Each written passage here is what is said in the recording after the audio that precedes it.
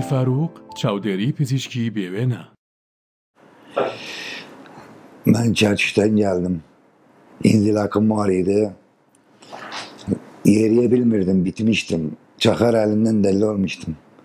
Elhamdülillah yetiştim bu Medine Tıbbiyet Faruk. Bir müsteşfada her şey var içinde.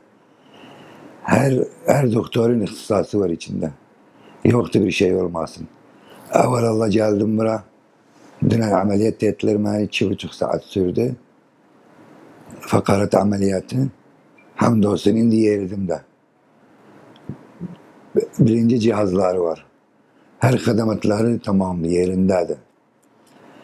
İstanbul'a gitme gel bura. Hiç fark etmez. Bura olabil daha iyi dedim ben. Çok güzel bir hastahanaydı.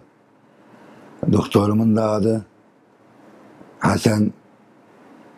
Doktor Hasan.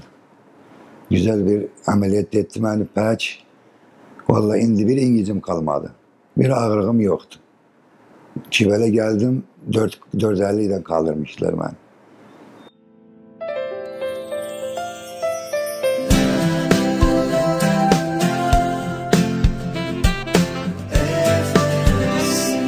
شاری پزیشکی فاروق چاودێری پزیشکی بێوێنە.